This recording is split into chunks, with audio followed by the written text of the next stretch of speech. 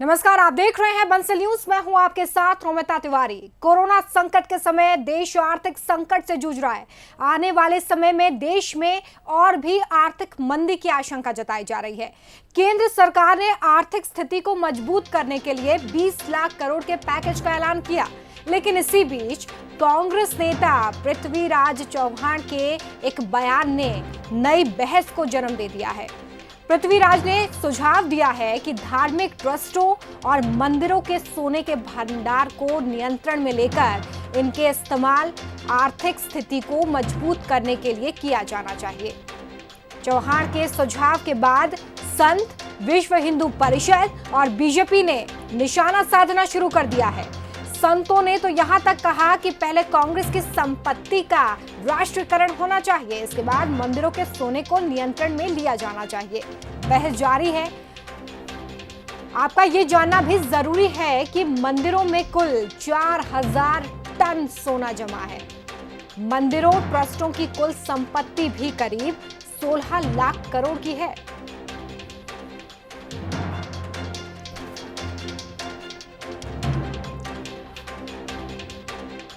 तो एक तरफ आर्थिक संकट है, देश में लॉकडाउन है, कोरोना के खिलाफ देश इस वक्त निर्णायक लड़ाई लड़ रहा है, और इस बीच एक बयान जिसके बाद एक बड़ी बहस छिड़ गई है पूरे देश में।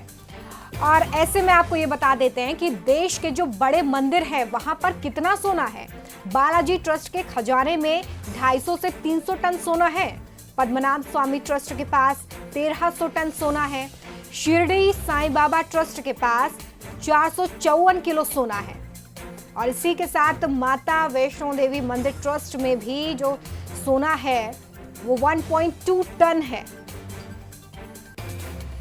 तो बड़े मंदिर जो है वहां पर इतना टन सोना है, और इसी सोने को आर्थिक गतिविधियों में लगाने की बात पृथ्वीराज चौहान की तरफ से कही गई है। उन्होंने ये कहा है कि धार्मिक ट्रस्ट और मंदिरों के पास जो सोना है उसे इकोनॉमी के लिए इस्तेमाल किया जाना चाहिए।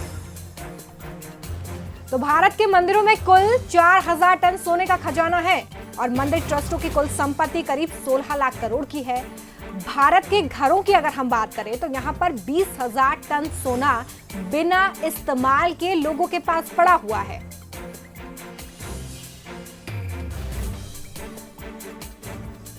तो पृथ्वीराज चौहान की तरफ से जो सोना मंदिरों में है उसे इस्तेमाल करने की पैरवी की गई है, और ऐसे में अब ये पूरी जो बहस है वो सियासत की भेंट चढ़ गई है। बीजेपी ने कई तीखे सवाल दागे हैं, तो वहीं संतों ने भी कड़ी प्रतिक्रिया दी है इस पूरे ही मुद्दे पर। और ऐसे में आपको हम गोल्ड मोनेटाइजेशन स्कीम के बारे में बताते हैं, क्योंकि इसका भी जिक्र बार बार किया जा रहा है। 1999 में वाजपेयी सरकार गोल्ड डिपॉजिट स्कीम लेकर आई।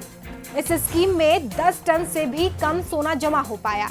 एक बार फिर से 2015 में मोदी सरकार इसका नाम बदलकर इस स्कीम को लागू करती नजर आई। इसे नाम दिया गया गोल्ड मोनेटाइजेशन स्कीम, और 4 साल में इस स्कीम के जरिए सिर्फ 16 टन सोना ही जमा हो पाया।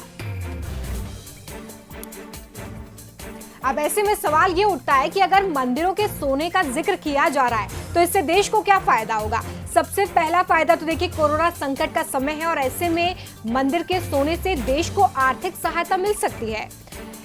सोने को गलाकर सरकार सोना कारोबारियों को दे सकती है, जिससे फायदा होगा।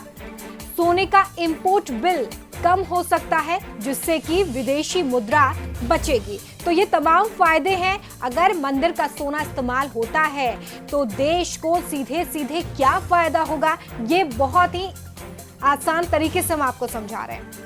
एक तरफ कोरोना संकट काल है, पिछले 1-1.5-2 महीने से सब कुछ ठप पड़ा हुआ है। जरा इस ट्वीट पर भी आप नजर डालिए। पृथ्वीराज चौहान का ये ट्वीट है। कांग्रेस नेता है, पूर्व मुख्यमंत्री हैं महाराष्ट्र के। वो ये लिख रहे हैं कि सोने के बॉन्ड के माध्यम से जो सोना इस वक्त रखा गया है, देश के सभी धार्मिक ट्रस्टों में रखे सोने की कीमत वर्ल्ड गोल्ड की तरफ से, काउंसिल की तरफ से जो आंकड़े हैं उसके अनुसार कम से कम $1 ट्रिलियन का जो सोना है वो है, सरकार को इस सोने का तुरंत इस्तेमाल करना चाहिए। इस आपातकालीन स्थिति में सोने को कम ब्याज दर पर सोने के बॉन्ड के माध्यम से उधार लिया जा सकता है।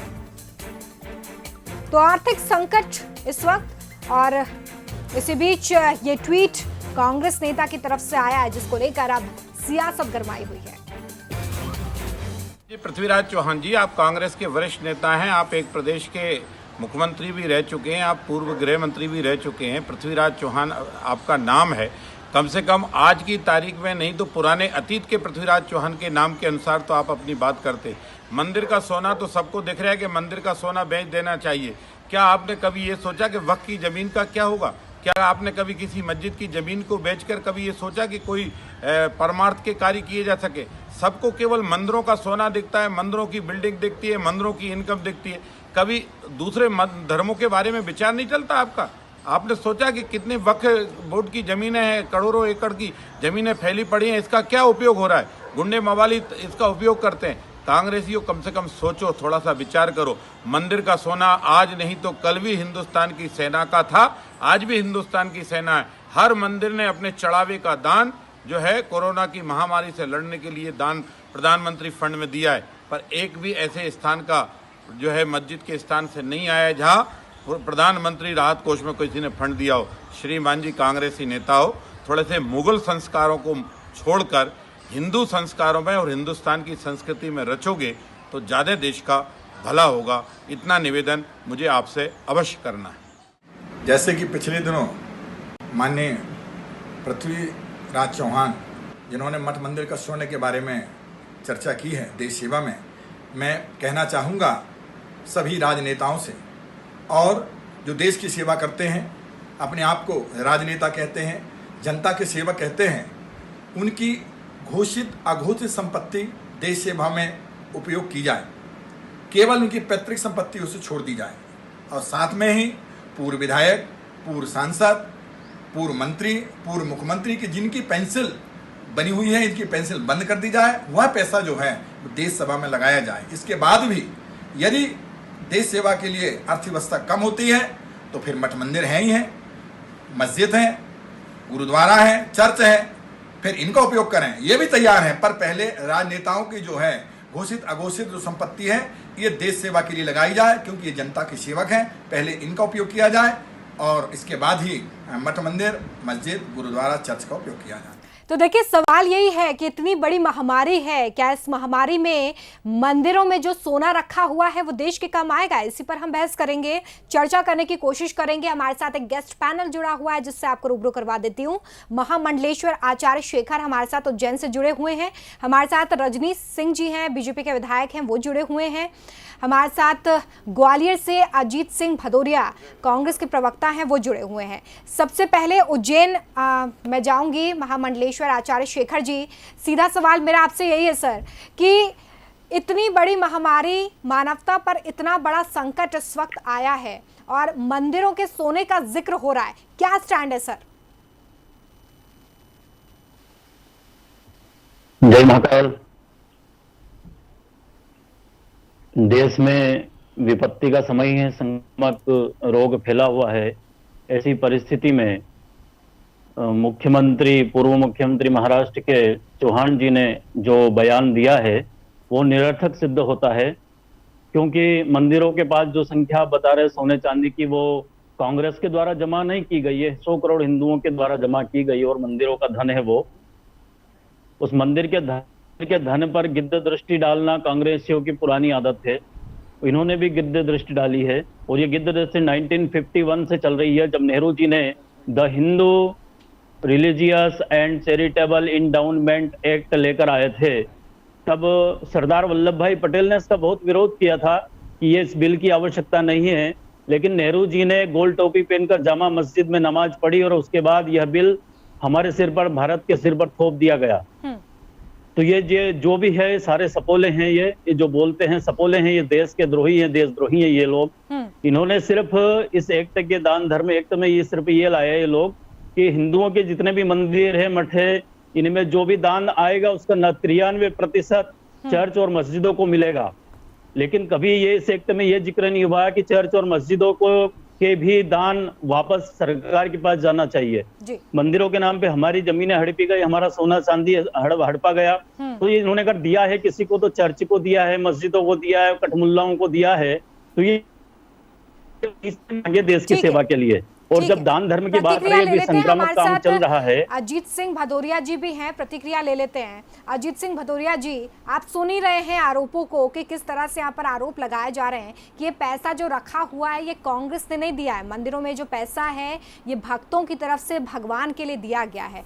ऐसे में मैं सबसे पहले तो आपसे यही जानना चाहूंगी, आप इस आरोप का जवाब तो दे ही, लेकिन पृथ्वीराज चौहान की तरफ से जो ये स्टेटमेंट दिया गया है, उन्होंने ट्वीट करके ये जो कहा है, क्या ये कांग्रेस का भी स्टैंड है?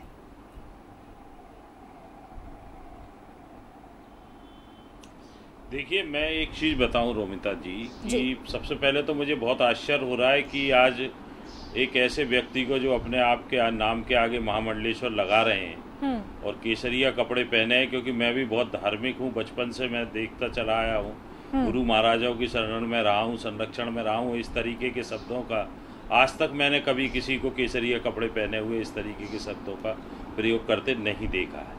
पहले तो मुझे सबसे पहले आपत्ति है कि आप कम से कम उस धर्म को, मैं भी उतना ही मानता हूं जितना आप मानते हैं, कम से कम अपने शब्दों की सीमा रखिए, आप मर्यादा में रहिए। कम देखिए कि आप किस धर्म के अनुयायी के रूप में बैठे हैं। मेरा हाथ जोड़ के आपसे विनती है प्रभु, आप प्रभु तुल्य हैं, हम लोग सब तो मर्यादित ही है, हमने मर्यादित भाषा का प्रयोग किया है। जोड़ के आपसे जिस तरह से उन्होंने बयान दिया और आप लोग देते आ रहे हैं, उस हिसाब से मर्यादित भाषा हो सकता है आपके लिए मर्यादित हो सकता है प्रभु, आपके लिए हो सकता है। चलिए, मुझे लगता है कि हो सकता है आपके लिए मर्यादित हो, मुझे जवाब बुरा देना लगा चाहिए तो अजीत सिंह जी आपको। नहीं, आपके आप तक हिंदू पहुंचे हैं, ये मैं रोमिता जी, अब मैं आ जाता हूँ जहाँ तक पृथ्वीराज चौहान, कांग्रेस का स्टैंड है, जहाँ तक पृथ्वीराज चौहान जी की बात चल रहा है, आप ध्यान दीजिएगा। किसी मस्जिद से या चर्च से किसी को खाना न खिलाया जा रहा है या नहीं, किसी आश्रम से और मंदिरों से ही या खाना खिलाया जा रहा है, आप देख रहे होंगे। आप वहाँ से जुड़े हैं, आपके यहाँ से हजारों लाखों लोग गुजर रहे हैं। किसी चर्च या मस्जिद से किसी को खाना खिलाया गया या नहीं? मुझे लगता है कि इस वक्त इस संकट काल में जब मानवता पर इतनी बड़ी आपत्ति आन पड़ी है, हर कोई आगे आ रहा है और हर कोई अपने अपने स्तर पर मदद कर रहा है। हमारी बहस इस पर नहीं है, मुद्दे पर आप लोग रहे। आपसे सभी से एक गुजारिश है मेरी। अजीत जी, मेरा सीधा सवाल आपसे यही था कि क्या ये कांग्रेस का स्टैंड है? इस भक्त की, गरीब का निवेदन सुन हाँ, लीजिए। सुनाइए अजीत जी, सुनाइए प्रभु, निवेदन सुन लीजिए, संयम रखिए प्रभु, पूरा हम लोग आपसे संयम सीखते हैं, संयम रखिए। जी। हाँ रोमिता जी, ये कांग्रेस का स्टैंड नहीं है, पहले तो मैं स्पष्ट कर दूं।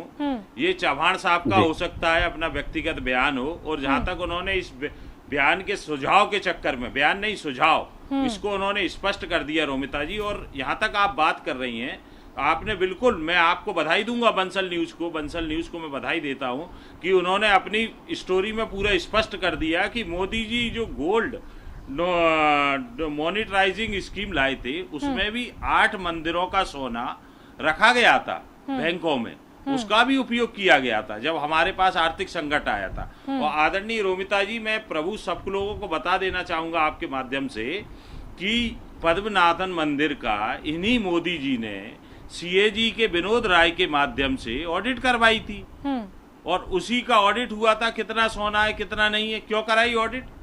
और आज जहां तक पृथ्वीराज चौहान जी की बात है, पृथ्वीराज चौहान जी ने एक सुझाव दिया देश के सामने, वो कांग्रेस नहीं करने जा रही। उन्होंने कहा सरकार चाहे तो मंदिरों का सोना, मैं सबसे पहले तो बात स्पष्ट कर देना चाहूंगा, जब्त करने या उसकी बात नहीं है। आपने जैसे स्पष्ट कहा रोमिता जी कि उनका जो आर्थिक गतिविधियों में तेजी लाने के लिए उपयोग हो सकता है कि आज अगर मंदिरों का सोना है, किसी के पास 10 किलो सोना है, वो 10 किलो मार्केट में लाएगा तो उसके बदले उसे पैसा मिलेगा।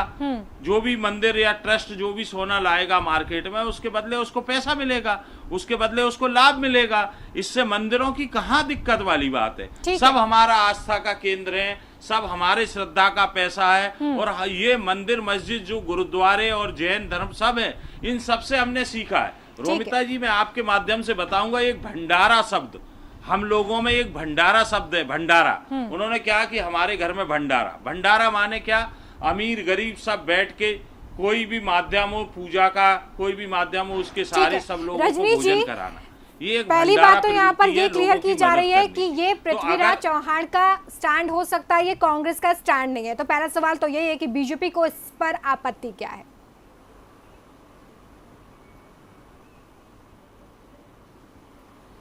देखिए रोमिता जी, अभी कांग्रेस पार्टी सिर्फ नेतृत्व लेकर के जहां 2-4 राज्यों में जो इनकी सरकार है, ये सब दिग्भ्रमित हैं। उनको राजनीति करने का समय नहीं मिल रहा है। मोदी जी ने जो ये विश्व स्तरीय जो महामारी है, बहुत बड़ा संकट है, बहुत बड़ा चुनौती है, और जिस तरह से प्रधानमंत्री जी ने इस सिचुएशन को हैंडल किया है, तो ये राजनीति करने के लिए कभी बोलते हैं मजदूरों को पैसा देंगे, कभी मंदिरों का पैसा को ये करना चाहिए। एक मध्य प्रदेश का प्रवक्ता ऐसे व्यक्ति का बोल रहा है कि जो उस राज्य के, बड़े राज्य के मुख्यमंत्री रहे हो, गृह मंत्री रहे हो, कांग्रेस के अधिकृत रूप से ये बयान नहीं आया है कि वो उनका निजी बयान है। बिल्कुल। और ये बयान कर रहे हैं कि वो उनका निजी है। वो खुद अभी ये नहीं बोले हैं कि मेरा निजी था, लेकिन एक राज्य के प्रवक्ता उनका बचाव करते हुए बोलते हैं कि कांग्रेस का स्टैंड नहीं है। कांग्रेस का स्टैंड नहीं रहा तो तुरंत उसको राष्ट्रीय स्तर के प्रवक्ता खंडन करते कि उनका निजी सुझाव है, और सुझाव भी दें तो सिर्फ मंदिर का क्यों दें, बाकी सब चीजें उसका आप सुझाव दीजिए। आप मुख्यमंत्री रहे हैं, और मुख्यमंत्री रह करके आज देश में स्थिति जो है वो दिख रहा है। आज उस राज्य के मुख्यमंत्री के साथ साथ आप वहां के एक भागीदार हैं, सत्ता के भागीदार हैं। पूरे देश में जो संक्रमण की स्थिति है लगभग 40% महाराष्ट्र में है। मरने वालों की संख्या जो है लगभग 40% महाराष्ट्र में है। आप महाराष्ट्र को एक हॉट स्पॉट बन गया है, देश के लिए चिंता का विषय बन गया है। इन चीजों को ध्यान न देते हुए देश का ध्यान भटकाने के लिए, कांग्रेस की राजनीति करने के लिए, कभी बोलते हैं कि मजदूरों को लेके आएंगे, कभी बोलते हैं मजदूरों को पैसा देंगे। करना इनको कुछ नहीं है, बड़े बड़े बोल बोलेंगे जैसा आज तक करते आए हैं। इसलिए ये बयान निश्चित रूप से अभी के समय में वो जवाबदार आदमी के माध्यम से दिया एक गया और है। पॉइंट है जो यहाँ पर उठाया जा रहा है अजीत सिंह जी की तरफ से। मैं चाहूंगी कि आप उससे भी थोड़ा सा क्लियर करें कि जो गोल्ड मोनेटाइजेशन का जिक्र हो रहा है, जो पहले भी आई 2015 में एक बार फिर से इसे अप्लाई किया गया। जहाँ तक मेरी जानकारी है, गोल्ड मोनेटाइजेशन इंडिविजुअल या रेसिडेंट्स के लिए होता है कि वो अपने पास जो रखा हुआ सोना है उसे जमा कर सकें। यहाँ पर अजीत जी ये सवाल खड़ा कर रहे हैं कि इससे पहले भी 8 मंदिर ट्रस्ट जो हैं उनका ऑडिट कराया गया था। जरा आप इसे क्लेरिफाई करें ताकि हमारे दर्शक भी समझ पाएं कि उस शासनकाल में जब ये हुआ तो उसके पीछे क्या कुछ कारण था।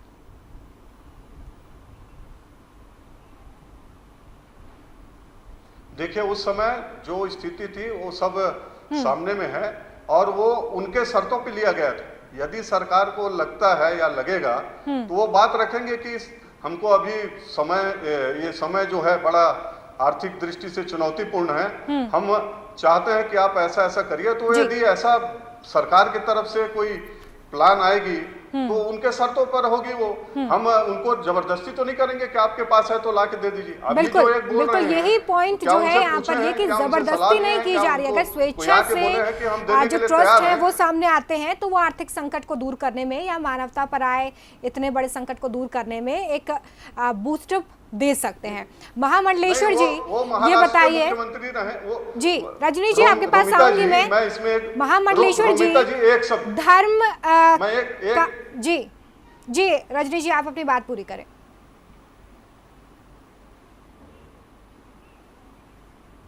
मैं ये बोलना चाह रहा था रोमिता जी, वो एक राज्य के मुख्यमंत्री रहे जी, वहां वो सरकार में भागीदार हैं। महाराष्ट्र सबसे बड़ा हॉट स्पॉट बना हुआ है। वहां के जो मठ मंदिर और जितने ऐसे स्थान है वहां बात करें, और बात करके उनसे आग्रह निवेदन करें अपनी शर्त क्या है। पूरे देश के ऊपर, सिर्फ मंदिरों के ऊपर एक जवाबदार आदमी का बिल्कुल ही निंदनीय काम है। वो अपने राज्य को देखें, राज्य से अपनी बात करें, और वहां करने के बाद फिर अपनी बात रखें। ठीक है, ठीक है, इस पर भी हम बातचीत करेंगे। महामंडलेश्वर जी, जिस तरह से मंदिरों में रखे सोने का जिक्र हो रहा है बार बार, मैं आपसे ये समझना चाहूँगी कि जो मंदिर होते हैं, जो मस्जिदें होती हैं, चर्च होते हैं, गुरुद्वारे होते हैं, सर्व धर्म का केंद्र होते हैं, और यहीं पर जन सेवा का एक भाव भी पैदा होता है कि यहाँ से लोगों का हित हो, लोगों का जो खाने पीने का सामान यहाँ से जाए, कोई मंदिर से खाली हाथ ना पहुँचे। ये हम सदियों से सुनते आ रहे हैं। क्या इतने बड़े संकट में जब देश एक इतने बड़े बिना दिखने वाले दुश्मन से लड़ रहा है। ऐसे में मंदिर मठ अगर ऐसा करते हैं, अगर इस सोने को देते हैं, तो इसमें क्या आपत्ति है? रोमिता जी, आपने सही प्रश्न किया है। इसका तात्पर्य यह है कि मंदिर तो अभी संक्रमण काल में आपने देखा होगा, बहुत सारे प्रवासी लोग, मजदूर, 1 करोड़ से ऊपर लोग पैदल जा रहे हैं। बिल्कुल। रोड के ऊपर मंदिरों से भंडारे खिलाए जा रहे हैं, गुरुद्वारे वाले खिला रहे हैं, हमारे आश्रमों से भी चल रहा है। क्या किसी मस्जिद में भंडारा चलते खिलाते हुए देखा आपने? इस समय इन्होंने धर्म को की बात को लाकर, सोने चांदी की बात लाकर ये खड़ा कर दिया है। मंडलेश्वर जी, सिर्फ मैं आपको यहाँ पर बिल्कुल टोकना चाहूंगी, क्योंकि मैं यहाँ किसी धर्म विशेष की बात नहीं कर रही हूँ सर, और ना ही हमारा चैनल किसी धर्म विशेष की बात कर रहा है। मेरा सीधा सवाल आपसे ये है कि मंदिर, मस्जिद, गुरुद्वारे और चर्च धर्म का केंद्र होते हैं, वहां पर मानवता सिखाई जाती है, जन सेवा सिखाई जाती है। अगर मंदिरों की बात हो रही है तो मैं आपसे ये जानना चाह रही हूँ कि अगर मंदिर में रखा सोना जो कि भगवान के नाम पर भक्तों ने चढ़ाया है, वो देश हित में काम आता है, तो इसमें जो मठ है, मंदिर है, उनका क्या स्टैंड है, और अगर दिया जाता है तो इसमें क्या दिक्कत है? देश के लिए देश सर्वोपरि है। देश के बाद मंदिर आते हैं, देश के बाद ही सब कुछ आता है। देश के लिए सर्वस्व निछावर करने की भावना हम लोग रखते हैं, और देश को जब आवश्यकता पड़ेगी तो दान करने में हम लोग पीछे नहीं हटेंगे, सर्वस्व दान कर देंगे। चलिए, ये बहुत अच्छी बात है। अजीत सिंह जी, यहाँ पर रजनीश जी सवाल खड़ा कर रहे हैं कि अगर आप लोगों का इस तरह का कोई स्टैंड है तो आप लोग कई राज्यों में बात कर सकते हैं जहां पर आप सहयोगी हैं या आपकी सरकार है, क्या वहां पर पूरी सहमति इस पर बनती नजर आई है? हालांकि आपका ये जरूर कहना है कि इंडिविजुअल पृथ्वीराज चौहान का स्टेटमेंट हो सकता है, उनका स्टैंड हो सकता है, लेकिन अभी कोई ऑफिशियल स्टेटमेंट तो नहीं आया है कि ये कांग्रेस का नहीं है।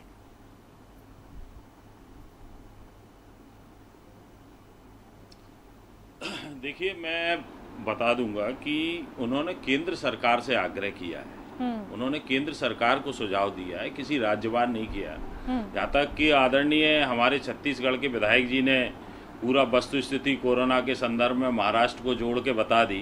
तो मैं अपने भाई को कहना चाहूँगा कि थोड़ा छत्तीसगढ़ में कोरोना की क्या स्थिति है, जहाँ कांग्रेस की सरकार, उसका भी विश्लेषण कर दें। वो आपका होम स्टेट है। और गुजरात में क्या स्थिति है कोरोना की, जहाँ प्रधानमंत्री जी का होम स्टेट है, जरा उसको भी स्थिति स्पष्ट कर दें। अजीत जी, मुझे लगता है कि हम यहाँ पे कोरोना संक्रमण पर चर्चा करने नहीं बैठे कि कहाँ कितने आंकड़े हैं। मोदी जी मिले आपको, हाँ मैं आपको, जी मैं, उन्होंने कोरोना से लेके गए ना वो महाराष्ट्र में। अजीत जी, चलिए मेरा एक छोटा सा सवाल है, इसके बाद हम वाइंड अप करेंगे क्योंकि समय भी हमारे पास कम है। मैं आपसे बस इतना जानना चाहती हूँ कि ये जो स्टैंड, ये जो सुझाव दिया गया है पृथ्वीराज चौहान की तरफ से, क्या कांग्रेस आने वाले समय में अगर पावर में आती है, अगर शासन करती है, तो आप लोग ऐसा कोई स्टैंड लेंगे क्या इंडियन इकोनॉमी को बूस्टअप करने के लिए? कुछ नहीं करेंगे, 65 साल में खाया फिर खा जाएंगे लोग, कुछ नहीं करने वाले। रोमिता जी, कांग्रेस को कभी आवश्यकता ही नहीं पड़ी। मनमोहन सिंह जी के समय कितनी विषम परिस्थिति रही, आर्थिक विषम परिस्थिति, कांग्रेस ने पता ही नहीं बढ़ने दिया कि देश के बड़े बड़े देशों की बैंकें डूब गई। कांग्रेस ने एहसास नहीं होने दिया। ये कांग्रेस की आर्थिक नीतियां थी मनमोहन सिंह जी की। जरा से उसमें भड़बड़ा नहीं जाते कि ये हिंदू मुस्लिम कर दो, ये कर दो, वो कर दो। अरे जो आर्थिक नीति है उन पे काम करती है कांग्रेस, ठोस काम करती है। मनरेगा, आज जिस मनरेगा को इन्होंने घोषा था प्रधानमंत्री जी ने पहली बार लोकसभा में, आज वही मनरेगा इस आर्थिक संकट से बूस्टअप करने के लिए सबसे बड़ा माध्यम बनेगा। चलिए रजनीश जी, मुझे लगता है कि आप जवाब दे पाएंगे। यहाँ पर सबसे बड़ा सवाल तो यही खड़ा किया जा रहा है कि पिछले जो शासनकाल रहे कांग्रेस के, उसमें तो ऐसी कोई विषम परिस्थिति ही नहीं आई है। मुझे लगता है कि ये तो शायद किसी को भी नहीं पता था कि कोरोना संक्रमण जैसी महामारी हमारे देश में होगी। तो ऐसी स्थिति जिसको भापा ही नहीं जा सकता, उससे निपटने के लिए तैयारी क्या हो सकती है? आर्थिक संकट की यहाँ पर बार बार बात हो रही है। तो मेरा सवाल आपसे भी वही है जो मैंने आचार्य शेखर से किया था कि अगर मंदिरों में रखा पैसा देश के लिए काम आता है, देश के उन गरीबों के लिए काम आता है जो भूखे पेट हैं, जो पलायन कर रहे हैं, तो दिक्कत क्या है?